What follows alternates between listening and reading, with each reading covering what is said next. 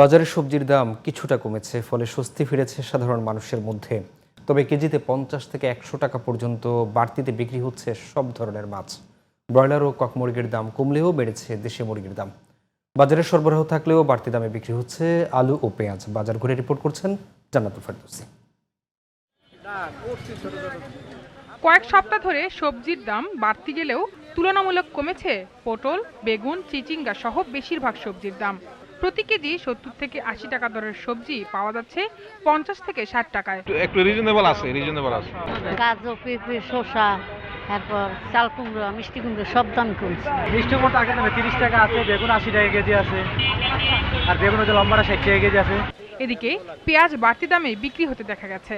আলুর দামও বেড়েছে, তবে রসুন আদার কেজিতে দাম কমেছে বলে জানালেন বিক্রেতারা। এই সপ্তাহে হলো আলু হলো 22 টাকা পাইকারি, 25 টাকা বিক্রি করতেছি। কমলে তো আমাকে একটু ভালোই হয়, যেভাবে কামের রুচি এই যে মনে করেন মিটিং টিটিং করে বৈশা থাকে, আমরা খ্যাপ মারতে পারি না। শুক্রবারের বাজার এই অজুহাতে মাছের দাম কেজি প্রতি 50 টাকা বাড়িয়েছেন মাছ বিক্রেতারা। ক্রেতারা বলছেন কোনো কোনো মাছ কিনতে অন্য দিনের তুলনায় আরো বেশি টাকা গুনতে হচ্ছে।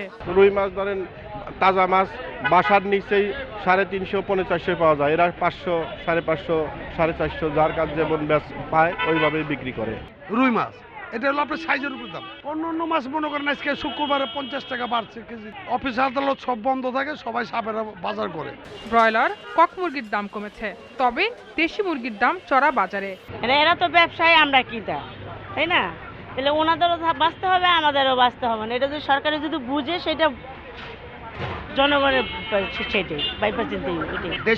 দেশিটা মুরগি কমে না, দেশি মুরগির দাম অনেক বেশি, 700 টাকা কেজি। নাজিরশাল মিনিকেট চালের দাম আগের তুলনায় কম।